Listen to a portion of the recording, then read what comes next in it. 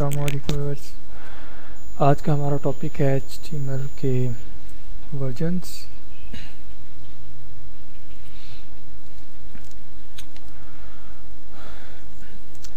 वैसे तो HTML के टैग्स हमारे पास 1990 से 92 में ही इस्तेमाल होना शुरू हो गए थे, लेकिन इसका एक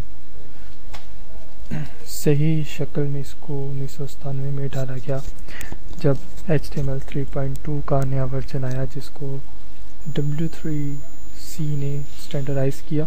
इसके कवानीन बनाए गए। हमारे पास अभी तक HTML 4.0, 4.01, XHTML 1.0, उसमें कुछ उसके फ्लेवर्स और HTML5 आ चुके हैं, जो लेटेस्ट वर्जन है HTML5। ये आपके सामने 3.2 का कुछ स्ट्रक्चर है, लेआउट है। इसमें आप लोग देख सकते हैं कि हमारे पास जो पहले टैग्स थे वो कैपिटल अपर केसेस के अंदर थे और उनकी प्रॉपर कोई इम्प्लीमेंटेशन नहीं थी।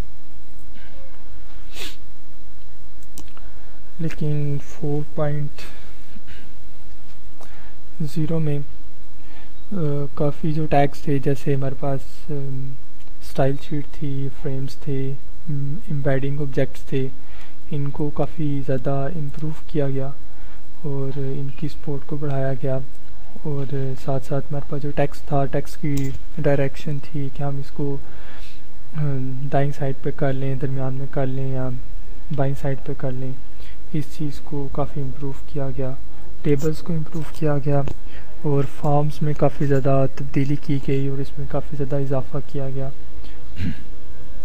और लोगों के लिए इसको बहुत ज़्यादा इस्तेमाल में आसानी पैदा की गई लोगों के लिए। नेक्स्ट हमारे पास इसका ही नया वर्जन आया 4.1, जिसके अंदर थोड़ी सी चेंजिंग्स की गई। चेंजिंग्स की इस लिहाज से की गई कि इसके थोड़े से फ्लेवर्स बना दिए गए, जैसे 4.01 स्ट्रिक के नाम से, 4.01 ट्रांजिशनल के नाम से और 4.01 फ्रेम सेट के नाम से।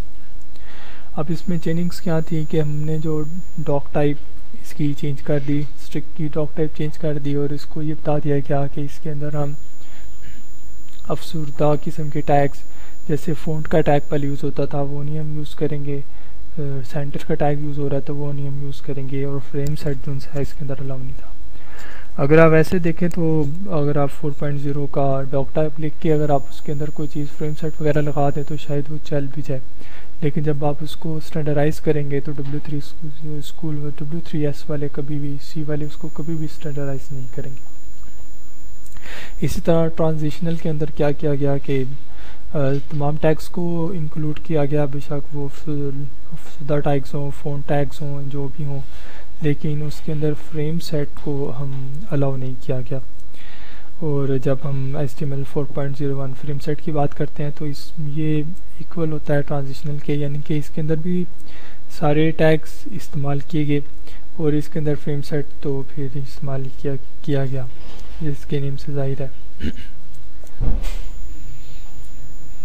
आगे हमारे पास न्यू वर्जन आया XHTML, जो कि आजकल काफ़ी ज़्यादा इन है और चल रहा है।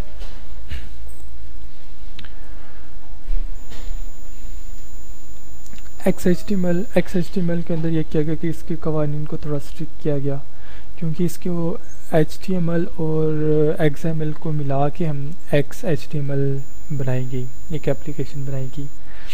XML जो है वो एक्सटेंसिबल मार्कअप लैंग्वेज थी, मार्कअप लैंग्वेज है, और इसको HTML के साथ बनाकर, इसकी कम्बिनेशन बनाकर हमने XHTML बनाएगी। XHTML बनती है extensible hyper text markup language.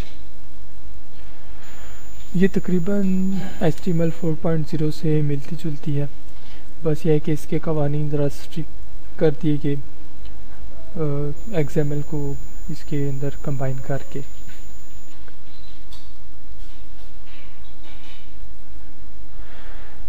इसके कवानीन कुछ इस तरह बनाए गए कि नॉन एम्प्टी एलिमेंट्स जो हमारे टैग्स हैं, जो खाली टैग्स अगर हों तो उसको क्लोज़ करना ज़रूरी है। जैसे कि यहाँ पे ये पैराग्राफ का टैग अगर हम ये डालेंगे तो इसको क्लोज़ करना ज़रूरी है। उसके बाद जो सिंगल टैग्स होते हैं जैसे BR का टैग हो गया, HR का टैग हो गया, इमेज का टैग हो गया, इसको भी क्लोज़ करना ज़रूरी है स्लैश के साथ। उसके बाद जितने भी हमारे पास एट्रीब्यूट्स या जितने भी हमारे पास टैग्स वगैरह लिखे जाएंगे वो सब लोअर केस के अंदर लिखे जाएंगे। और हमारे पास जितने भी यानी कि XHTML के अंदर एलिमेंट्स होंगे वो सब नेस्टेड होंगे, यानी कि नेस्टेड होंगे। और उनका इनके एक जैसे HTML रूट एलिमेंट जैसे इधर लिखे हुए हैं, ये रूट एलिमेंट है HTML हो गया, इसमें हेड आ रहा है, फिर बॉडी आ रही है, तो बाकी तमाम टैग्स इनके अंदर लिखे जाएंगे। उसके अलावा XHTML को प्रॉपर्ली नेस्टेड किया गया। प्रॉपर्ली नेस्टेड से मतलब ये है कि अगर हम जैसे इधर देख लें, बोल्ड का टैग शुरू हो रहा है, B का टैग शुरू हो रहा है, तो B के टैग के अंदर आई का टैग आ रहा है, तो आई के टैग के अंदर ही बंद होगा, और उसके बाद B का टैग बंद होगा। नेस्टेड का मतलब ये है। उसके अलावा हमारे पास इसके अंदर attributes names must be in lower case, कि जो हमारे पास एट्रीब्यूट्स हैं उनके जो नाम है वो हमारे पास हमेशा लोअर केस के अंदर होंगे। जैसे यहाँ पे दिया हुआ है टेबल, और इसके अंदर जो एट्रीब्यूट डाला हुआ है विड्थ का, उसको भी लोअर केस के अंदर लिखा गया। उसके अलावा जितने भी एट्रीब्यूट्स होंगे वो मस्ट बी कोटेड होंगे। जैसे ये विड्थ दी हुई 100%, तो उसको कोटेड किया हुआ है। उसके अलावा जितने भी हमारे पास मिनिमाइजेशन इज़ फॉरबिडन, जितने भी एट्रीब्यूट हैं जैसे चेक्ड का इनपुट के अंदर आते हैं, ये फॉरबिडन यानी कि इनको बोला जाता है। अगर ये चेक्ड है, पहले होता था 4.01 में, उसको इनपुट चेक्ड लिख दिया तो बस वो चेक्ड ही रहता था। लेकिन इसके अंदर क्या किया गया, checked is equal to checked किया गया, कि जितने भी इस किस्म के एट्रीब्यूट्स आएंगे उनको प्रॉपर्ली बंद किया जाएगा, नेस्टेड किया जाएगा। और इसके अलावा लैंग्वेज एट्रीब्यूट को शामिल किया गया कि हम किसी भी स्पेसिफिक लैंग्वेज को इसके अंदर इम्प्लीमेंट कर सकते हैं। जैसे ये डिव की लैंग्वेज लिखी हुई है, XML LANG के एट्रीब्यूट यूज़ करके हम इसको इस एट्रीब्यूट को यूज़ कर सकते हैं, इस लैंग्वेज एट्रीब्यूट को यूज़ कर सकते हैं।